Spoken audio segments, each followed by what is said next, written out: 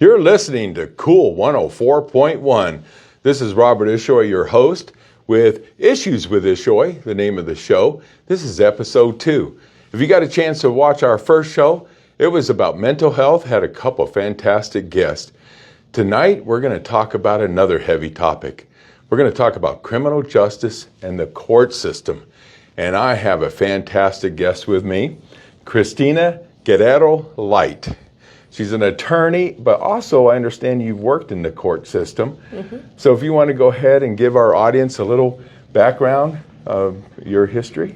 Yeah, sure. I became an attorney in 2009. I practiced in Nebraska for the first 4.5 years in Lincoln, Nebraska, ran my own firm.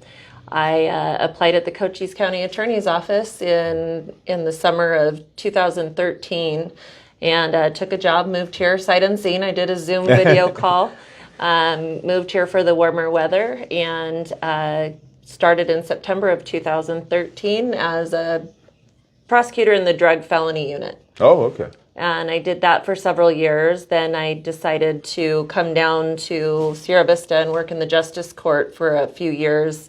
I was there for about 5 years doing JP5, what's the slang for it, in the Justice Court.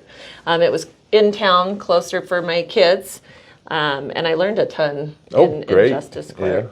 Yeah. I did spend 1 year at the AG's office doing dependencies. Decided to go back to the county attorney's office because I thought criminal was more my forte.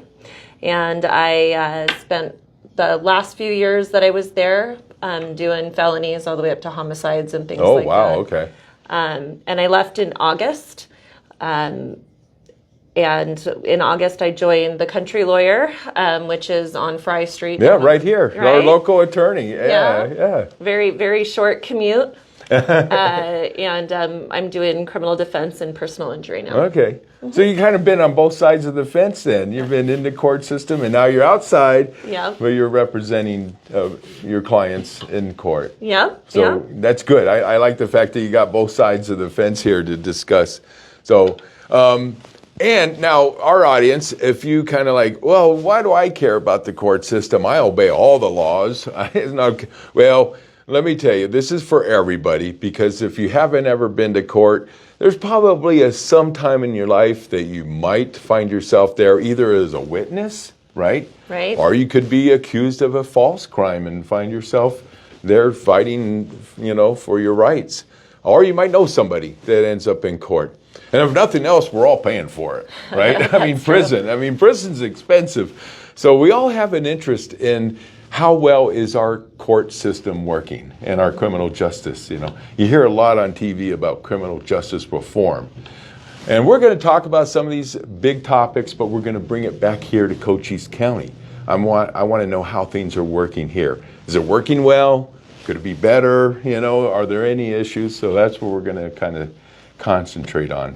Okay. But to begin with, a lot of people probably are even confused about all the different courts and how they work, because I know there's the federal court, state courts, county courts, and I'm even a little confused. So if you can kind of give us a rundown of the different courts and who does what kind of thing. Who does what? Yeah.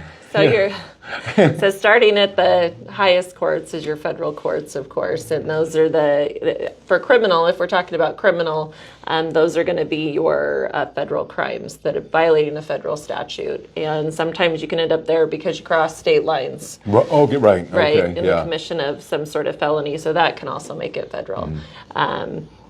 Bigger crimes, they've got a lot of different drug crimes up there, fraud, with the ones that are ended up spanning all over the United States, that they've got multiple victims all over. So for the federal one, it's federal crimes. And then you've got your state court, which is going to be whatever either the State Department of Justice or the Attorney General's office is deciding to prosecute. But the Attorney General's office is basically coming into Superior Court. So they're doing their cases through the Superior Court, right? So which is local. Ours is in Bisbee. And so they do different things, as far as in criminal cases. Sometimes the county attorney's office is taking cases that they decide not to handle or that law enforcement decides to take to the county attorney's office. They also do the dependencies. The AG's office does the dependencies, which is, when CPS, Child Protective Services, gets involved. Oh, okay, that's it, yeah. Right, and so, so in Superior Court, as far as criminal justice goes, you're going to have your felonies up there, right? You can have a couple misdemeanors that may be charged with felonies, but that's for your felonies that are going to look at possible prison time. Right. And then we have Justice Court here in Arizona. Other states have like what they call county court, their district courts, whatever they want to call it. That's your lower level court for like your misdemeanors. Locally, it's DUIs, your lower level domestic violence, criminal trespass, things like that. And then you also have a municipal court, which some of the cities around here have municipal courts. That's going to be like Wichita City, Tombstone have their own municipal court.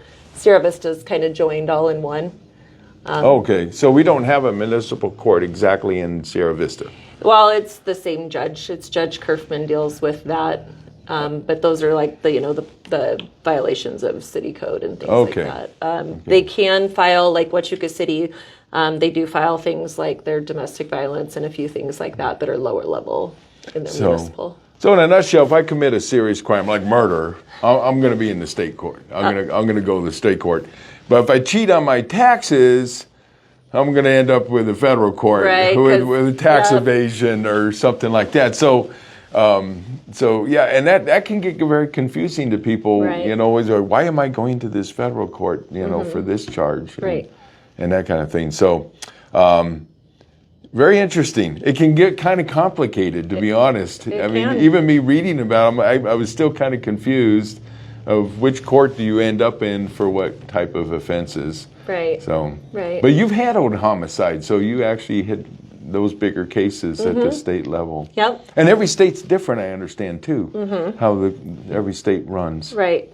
So that can be confusing, too. It is. It is. It was a big adjustment to come from Nebraska to Arizona, a whole different sentencing structure. Oh, really? Yeah. It was different. They call crimes different words, So, and we're going to talk on this show about some of the big concerns, like I said, and now I'm not always a big fan of statistics, but I have to say when it comes to criminal justice, I have to rely on statistics. And I find them kind of disturbing, to be honest. We're going to start with the first one, the big one, okay? Right here. You listeners here on Cool 104.1 can't see, but I'm holding up for our podcast viewers. By the way, this is recorded, so if you missed the radio show, you can watch us on Cool FM Live, both Facebook and YouTube. Matter of fact, if you missed the first show, you can go back on YouTube and watch the first show that we had. So that's available to you. And the show is hosted, by the way, by Ruby's Divine Chocolates right here in Cochise County. But I'm holding up the U.S. Constitution, a little paperback. That's still the law of the land, right? That's still the law of the land. Sometimes I wonder if people really still believe that. It's like it seems to get ignored sometimes. But in there, it's very clear that one of the rights we have is a right to a jury. Right. And correct me if I'm wrong, but what I read in the Constitution, it says we have a right to a jury trial for all criminal cases and most civil cases. Now, in the Constitution, it says any criminal case over $20. I think in, 1787, the Constitution was written about that. I don't know if I got the date wrong. $20 was probably a lot of money. Probably. But it's never been changed because you'd have to, have an amendment to the Constitution to change that. So I kind of chuckled when it said $20. It's, that was probably a lot of money back then. Right. But it's still $20 in the Constitution. You have a right to a jury for all civil cases over $20. But we're going to concentrate on criminal cases. So statistically, right now, what I've read is only 5% of court cases are settled with a jury. That means 95% are not. And it's concerning to me personally. I'm like, okay, this is a constitutional right. why isn't it happening? Why aren't we having jury trials? I think our founding fathers were quite wise, saying, hey, we don't want a single government magistrate deciding your fate. You should have a jury of your peers. Another interesting fact, it doesn't say 12 in the Constitution. I mean, that just turned out to be a number they chose and seems to fit. Yeah. But it's not actually by law. Sometimes it's less than 12. But Is it? Oh, okay. So it's not always 12. now it can be 8 or 6. Okay. Yeah. Okay, that makes sense. Yeah, because Yeah. it doesn't say that in the Constitution. Yeah. How many? So if it's over 35 years, you're entitled to 12. Really? Yeah. See, I didn't know that. Very interesting. So there are cases where the jury's smaller. Yeah. Okay. Yeah. Good to know. See, I did not know that. Thank you. That's why you're here. So what kind of cases are you not? Are there cases, criminal charges that you're not allowed a jury? So with misdemeanors, there are certain misdemeanors that you cannot get in a jury for. So there was case law back in the day talking about, crimes of moral turpitude are the ones that you are still entitled to a jury for. So like your DUIs, I believe it's shoplifting and domestic violence. I could be wrong. I think basically those historically were crimes of moral turpitude, right? And prostitution is the other one. That you don't have a right to a jury? You do. Oh, you do. Oh, you so do like have a right to a jury. DUIs, yeah. And so you have the right to a jury trial. You may not get one on domestic violence. I'd have to check and look at the case law again. I know it's different. They have different standards, but basically, if you're going to if you're looking at prison, in a felony, you automatically are entitled to a jury trial. Now, traffic tickets you can't have. No. Yep. No. Yep. But they are a criminal charge. Right. So I kind of wonder, how do you get around the Constitution and say, well, these charges, even though they're minor, but the Constitution says all. Right. Well, there was case law a while back where they were, they analyzed it, and obviously times have changed. Like you said, $20 back then was a little different. And they didn't have cars either. Right. Yeah. And yeah. They couldn't foresee that. Right. We were going to have minor things like people speeding, and probably don't need to. That would really clutter the courts, I imagine. It would. It would Yeah. really clutter the courts. The courts are already pretty cluttered. So, Yeah. and again, I'm just bringing up facts, so for people to think about, it's like, okay, if you have a case where you got a ticket and you really honestly felt that it was unjust, you don't get to have a jury, even though you might argue that, well, the Constitution says I have a jury. Right.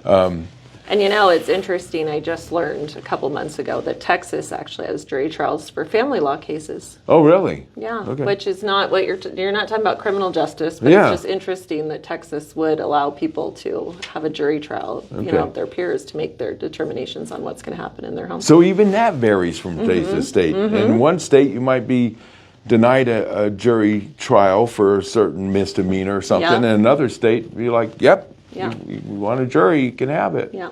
Very interesting. And again, it's for our audience. You should think about these things and make your own judgments. Is that something that you're concerned about? That we're not entitled to have a jury for all criminal charges? And because and sometimes you think of minor charges as not being so significant, but they can be. Even I think in college I drove limousine, and you drive limousine, you can't have a ticket. If you get a ticket, you lose your Yep, job. yep. I mean, so it kind of snowballs. You're like, okay, it was a minor traffic ticket, and I got a ticket, I have to pay the fine, but I also lost my job. Right. So it's kind of like punishment on punishment. Yeah. The court doesn't determine that, but it's just a result of your charge. So it can be, even a small charge can be life-changing, is what I'm saying. It can, and you can lose, like locally, a lot of people's concerns are, losing their ability to stay in the Army. Yes. Work on fort, Yeah. things like that. You got a clearance, and it's Yeah. like, oh, that's gone. Yeah, it's true. Yeah. So those are all issues that you got to be concerned about. So interesting. So now, what I've researched, there's kind of three major reasons why there are not a lot of juries. It's only 5%. And what I read was arbitration, and then the second one is what they call a bench trial, and then the third one was where you do plea bargaining. We're going to say that for last. Okay. We're going to say that because I think that's a big one. It is a big one. Arbitration, I think a lot of people might want to understand exactly how does that work. How do you settle a case through arbitration? So in Arizona, we don't use arbitration for the criminal stuff. We use it for the civil suits to try and settle it to avoid having to go to a jury trial. Okay. The way that one works is, they appoint an attorney to basically talk about the strengths and weaknesses of the case, see if they can come to a settlement agreement. We do something similar, I would say, in what we call settlement conferences, where we have a judge. They're usually retired judges that kind of do like a mediation type thing between the two parties. So they go back and forth. Usually they're separated. You have the defense attorney with his client over in one room, and then you have the state over in the other room with maybe an officer or the victim with them. And the judge goes back and forth. And there's pleadings usually that both sides file, kind of saying, to the judge, hey, this is what our side of the case is. State says we have a strong case. This is what we want.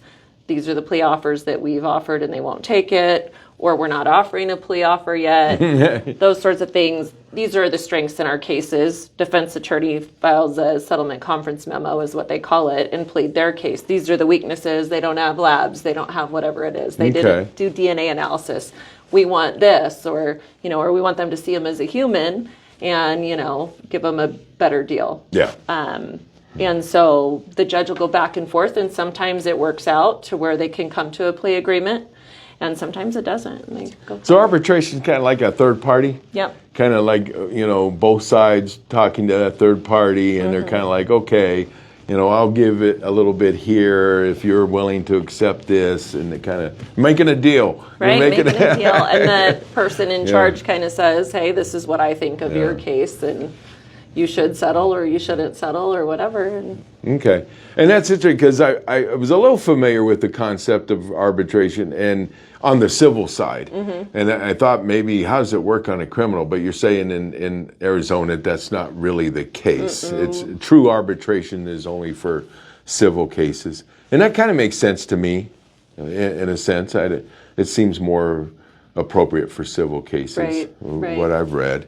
Right. Okay. And then, so now the bench trial. I'm going to assume, correct me if I'm wrong, that's probably when a judge is, jury, the judge is going to make all the decision. Right. Okay. And that would be for those misdemeanors we talked about. It would be for misdemeanors, or sometimes felony cases will opt to do a bench trial. Oh, the person themselves? They'll opt to do it just because of whatever factors. If they think there may be some prejudicial factors that maybe the defense attorney maybe feels like a jury wouldn't be fair on, but they feel a little more safer with a judge who might make a decision solely based on the elements of, the charges. Sometimes they'll do that.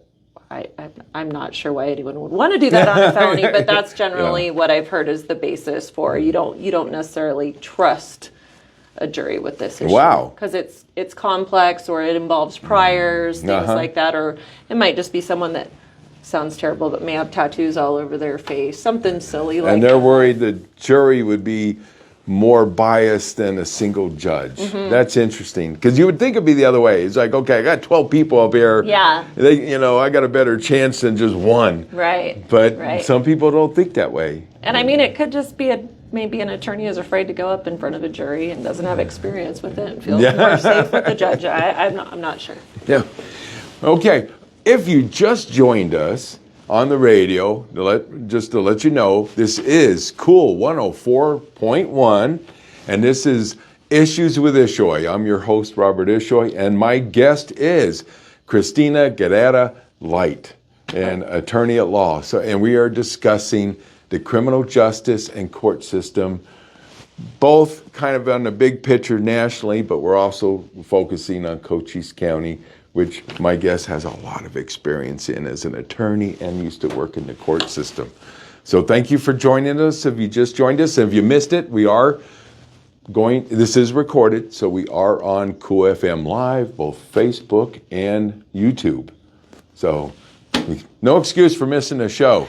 So well, anyway, so let's get on. So that was one of my issues. I was concerned with the fact that so few cases are settled with a jury. But then when I listen to you, it's kind of like through common sense and necessity, probably a good thing that we have those other options. Those other options. The bench trial, the arbitration. The one I probably have the most difficulty with is plea bargaining. And I'm going to kind of give you my opinion, and you can correct me if you think I'm wrong. And to be honest, I was actually a victim of plea bargaining in my life. Okay. Now, my wife always tells me sometimes I share too much. So I'm not going to talk about the actual case. Okay. The details. You don't get any details on tonight on that case. But I will say it was a minor charge. I was totally innocent. And it's so funny when you tell people you're innocent, even your best friends, they're like, come on, Robert. You got arrested. You must have done something, you know? I mean, it's funny. People really do have that attitude that you're guilty. But on this case, I was honestly innocent. Mm-hmm. And I was going to fight it. And when I went to court, the judge kind of like laid it out, you know, and they're like, okay, if you want to take this to court and you're found guilty, here's what you're facing, jail time and you're like, oh man, this could be serious. And then they don't directly try to, but you're very intimidating. Then they said, or you could plead no contest. And if you're willing to pay this money and go to this class, we can wipe it out of your record. And I took the deal. Mm-hmm. I'll be honest. I mean, down deep in my soul, I wanted to fight it because I'm innocent. I shouldn't have to pay any money. Mm-hmm. I shouldn't have to do anything. But you get scared. You get intimidated. Right. And I think that's one of the problems that I have with plea bargaining.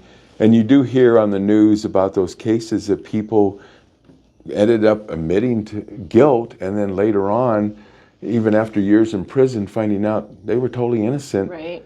And what's your view on that, on the plea bargaining? Well, what I'm listening to you say you did is more like a diversion program, right? I mean, you got it dismissed ultimately. Yes. Yeah. But plea bargaining is kind of a necessity, honestly. Having been in the court system for a long time and being on both sides, sometimes, as you said, the risks are too high stake, and you're, when you go to trial, whether it's a bench trial or a jury trial, you're relying on someone to be listening during an entire trial, right? Mm-hmm. And hoping that all the evidence will get in, right, that you want to get in. And you're hoping that people will make the right decision. And if they don't, I mean, that's obviously from a defense side or a state side. Right. There's a risk that you could lose the entire case, which for a defendant could possibly up to lifetime in prison if you're looking as far as a homicide. Right. And from the state, it's also that they might get totally off, and you have a victim that feels like they weren't, they didn't get justice for what happened. So plea bargaining ends up happening for multiple reasons. There's also the fact that sometimes victims don't want to go to a jury trial. Sometimes when you have child victims and, you have an 8-year-old that would be the witness and their parents are like, can you please just settle this case? I don't want my child to go sit up on I this could stand. understand that, yeah. Right. I don't want to put my 8-year-old through the trauma. Yeah, of having to be cross-examined by a defense attorney and talk in front of 12 people and relive what happened to that child. That I understand that point very well. No, thank you. I didn't think about that, but right. Yeah, and sometimes, as a prosecutor, you learn that when you're dealing with, there are victims that they want it over. Mm-hmm. They don't want to go through it. They don't want to risk a mistrial either because, there are cases, even here in Cochise County, murder cases that were retried several times just to one little error, whether it was the wrong jury instruction was given, to a slip of the tongue, wrong count read on a indictment. The clerk accidentally read that the person was a repetitive offender. So then you have to start all over. Oh, because now they're somewhat biased. Right. And so you have to start all over. It's mistrial, and you start all over. So then it's months longer, sometimes up to a year, depending on the court calendar. And you're usually still in prison while this. Yeah, they can still be in custody. So I mean, hopefully it's only a couple of months in that instant. But then the victims were like, feeling like, oh, after these next 2 weeks, my life, it's going to be over with. And then all of a sudden it's 6 months to a year more. Wow. Yeah, I think it says in there, the Constitution, about a speedy trial too, but that doesn't seem like that always happens. Right. You hear stories of people in prison for a long time waiting just to get to court. Right. So it's pretty complicated. It is. It really is. And now I can kind of understand why, nationally people talk about criminal justice reform, because I'm sure there's lots of situations where people feel like it didn't work well for them, and then there's other times. And yet, now, if you think I'm soft on crime, I'm not, because when it comes to serious, I mean, there's basically my understanding is 3 types of crimes. There's crimes against persons, then there's crimes against property, and then there's statutory crimes. My understanding is statutory crimes are, okay, you didn't really do any damage or hurt anybody, but it's just something that we don't accept. Right. Right? Yeah. Statutory rape would be a perfect example. Right. 2 consenting people. Yep. But, the 19-year-old, the 16-year-old, we've decided as a society, you shouldn't be doing that. Right. So, but the crimes against persons, I'm very strong against. I mean, that you should get the penalty you deserve. And I hate to see the plea bargaining where maybe they're not getting the penalty that they, if you molest a small child, I want the full penalty. Right, you know what I mean? Right. By the way, I would support the death penalty for that one. Okay. I think most people would agree with me. I don't know. I feel like a majority of people would agree. Yeah. That one, no, get them off the planet. We don't, but anyway, so that was my other concern of plea bargaining. Like, people that have really done terrible things maybe get lesser of a charge and don't pay the price they should. And then on the other side, the situations where maybe some innocent people end up in prison. Right. So I think and I'm glad you shared your view that as an attorney, there's a lot of value in plea bargaining and settling some cases and probably helping some people. Right. So again, for the audience to, we're bringing these things up. We all have our own opinions. Right. Think about it, and as a community, we should think about these things. You want me to add a little more as to why things settle too? I mean, there is literally, so Cochise County, I don't know if you want to go into Cochise County right now, but they had 1,276 felonies filed last year. There is not enough time on the calendar to do jury trials on that many cases. This is such a small county. Yeah. That's a lot. That's a high number. Right. And so there literally is not enough time in the year to have that many trials, especially when you have some that go a whole month. Yeah, we only have 365 days in a year and 1,200. And only 3 of the judges are doing criminal work. So you're trying to squeeze it into 3 judges' calendars. Wow. And our jury pool. You have to have people to fill up the jury. Right. Man, the numbers are staggering. They are, and the cost, right? I mean, you have to pay the juries, you have to pay the court reporters, you have to pay the experts. I mean, you're looking at, the numbers used to be around $60,000 to $100,000 for just doing a jury trial. I don't know what it is now, but that's why I have you on the show. I mean, to give me that insight that I don't have. I mean, that's very interesting. Disturbing. Why do we have so much crime? I mean, what's the problem? Well, it kind of turns into that show last week we had about mental health. Right. That's a big one. Mental health is an issue, I understand, in the courts. It is a big issue. Yeah. So people have mental health issues tend to maybe find themselves in court. No, exactly. Exactly. Yeah. So now another issue I want to kind of bring, you have really taught me a lot already. So I'm going to refer to my notes here because I wrote a lot of notes. The other thing I thought a lot about was the fact that we have so many people in prison. worldwide. I read that in 2008 we were number one in the world. We have more people, and I'm talking about not just more people, but more people per capita. Okay. You know, Right. the statistics were all per 100,000. You know. Okay. And we were number one in the world. And I think, oh my God, these countries that have dictators and don't have the Constitution and the liberties we have and the rights that we have, how could we have more people in prison than them? You know. Right. But and we still rank about number 5. Okay. Worldwide. And so I've thought a lot about the prison system. And so one article I read, it said one reason is because we have very long prison terms. That we, you know, it gave an example in Canada, burglary, you get like 7 months. You know, Really? Here you get 5 years. Yeah. That's a big difference. That is a big difference. You know, it's like, okay, you commit a burglary, it's 7 months, you know, and then here, nope, you get 5 years. So we do have long prison terms, generally speaking. Right. We do. Yeah. So that, now, what about, I want to kind of bring up alternatives to prison. In my mind, I've worked in corporate security for a lot of years. Now, in the corporate world, you know, when you do an investigation, your goal is money. Let's be honest, you know. Yeah. So if I'm working with somebody that stole money, you know, and I would try to get a restitution agreement. Right. Say, if you're willing, now I legally I could not use coercion. I couldn't say, hey, if you give me a restitution agreement, then we won't call the authority. I couldn't say that.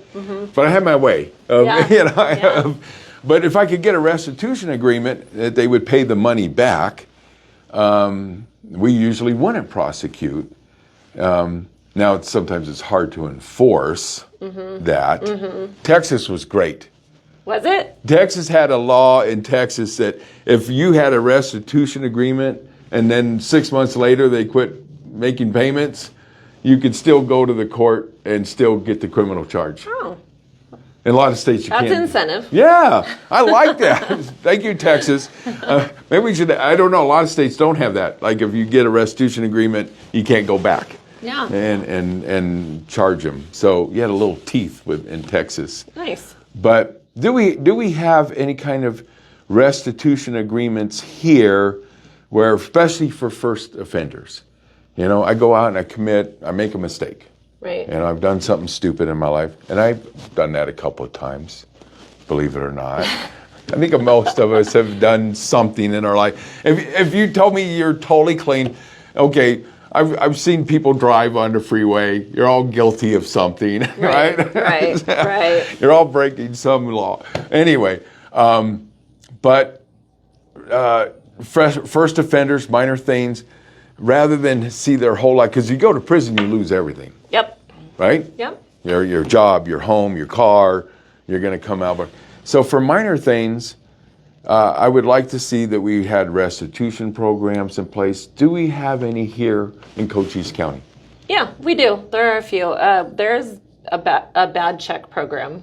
That's a smaller one, of course. I think it's 1 or 2. I think you get 2 of them if you wrote a bad check. You know that you could go into the program, and as long as you pay the bank back or whoever you wrote the bad check to, you wouldn't have a charge. Oh, okay. Right. There are, so depending on the level of, I mean, obviously, if it's more money, it's going to be felony level.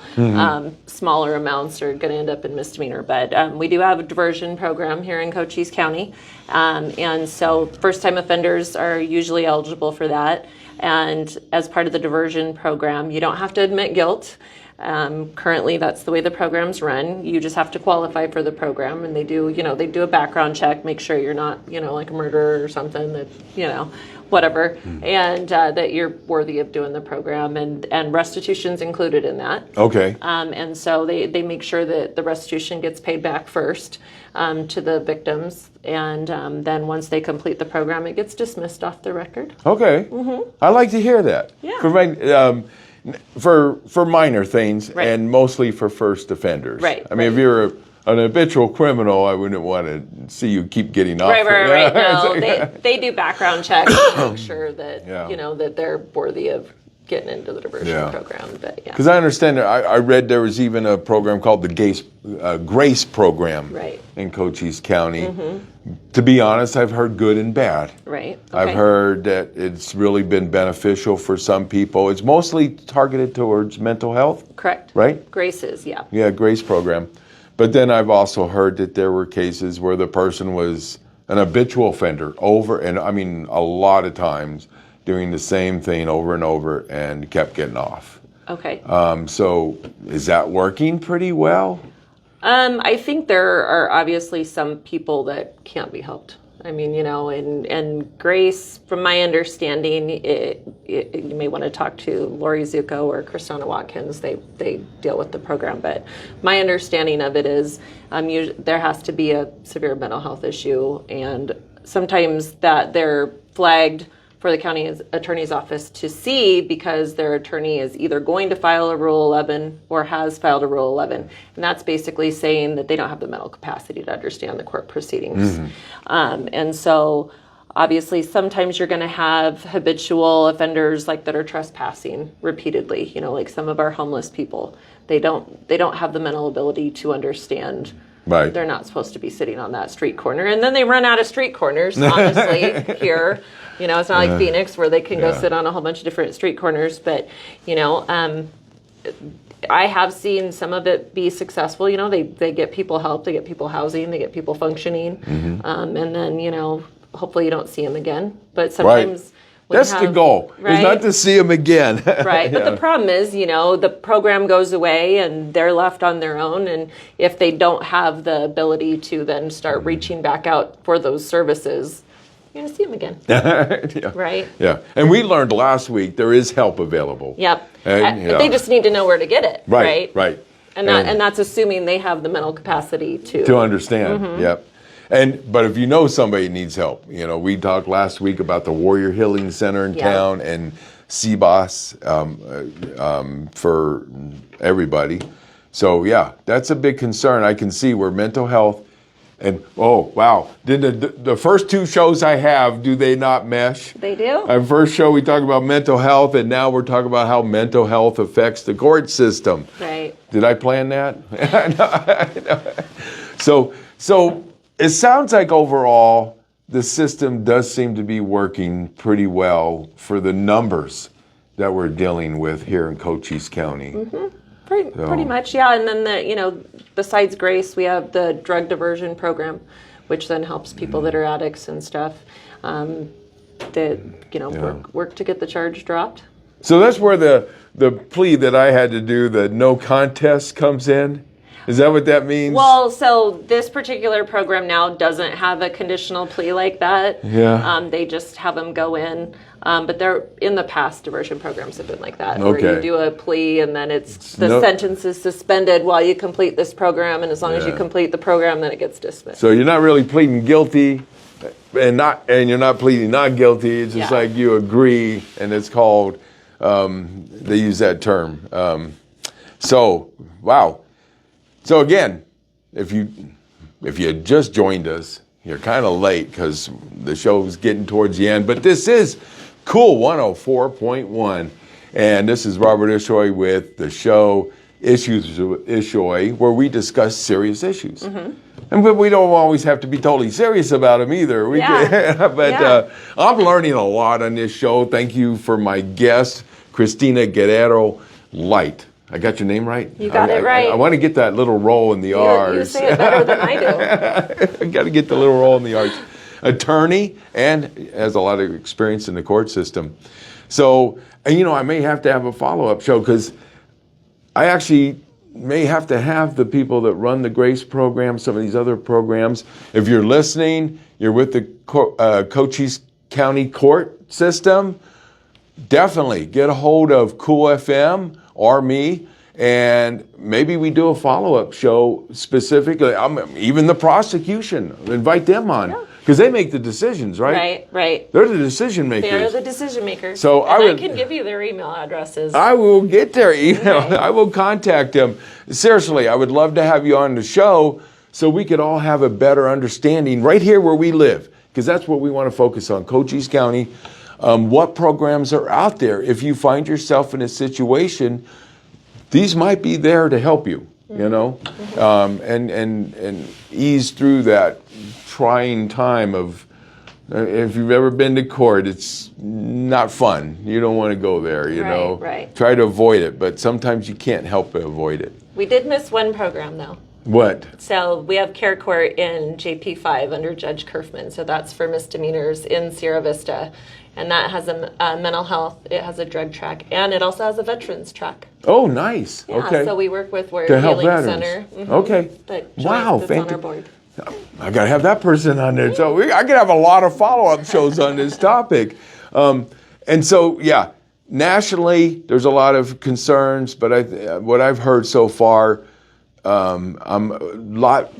you've actually kind of changed my opinion about locally how things are going, honestly. Yeah. I feel like it is kind of working. It's a challenge. It is a challenge. It's a challenge. Yeah. Yeah. And most people are honestly trying to do the best they can to make it work for people. Right. And have those people that need help get help. The people that we need to get off the streets, we need to get off the streets, you know, obviously, and make the communities safe.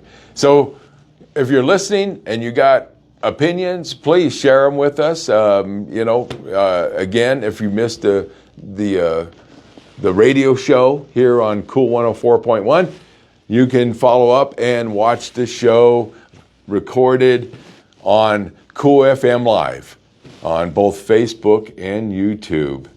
So thank you again for being on this show. Yeah, my pleasure. You taught me a lot. You taught me a lot. So, and for now, that's it. See you on the third show. And you don't have any idea what I'm going to talk about on the next show. I will say that I'm going to give you, my audience, some clues. Some clues. Because I need to find more guests. I always want to have guests that know more than me. You know, they can elaborate on things. I don't know everything. At 67, I still have to admit that. Yeah. So I'm going to discuss in the future the high cost of housing and rents. I think that's a big issue in our country. That's a big issue. Big issue in our country. I want to talk about that. If you have a background in that, get hold of Cool FM. Okay? I also understand there's some concerns with water. Am I right? Here in Cochise County. If you are anybody that works in Cochise County that deals with our water concerns, I'd love to hear from you. Another thing I want to discuss on this show, and another big one, insurance. Oh, that's a big one. That's a big one. I mean, so if you have a background in the insurance industry, medical, car, I don't care. I want to hear from you. Or if you're one of those people that have dealt with insurance companies, I want to hear from you. We're going to tackle these big issues. I'm not afraid to take them on. I'm making a commitment to my audience. I'm going to take on these big issues, and we're going to look for solutions where we need them, you know. And right now, I'm going to say with the court systems, it seems to be, I mean, there's always issues. There's always problems. Right. But it sounds like people are trying to make it work the best they can. They are. And maybe we just need less crime. That would help. Yeah, okay. So for now, thank you again for joining me. And I'm going to sign off. This is Cool 104.1. Thank you.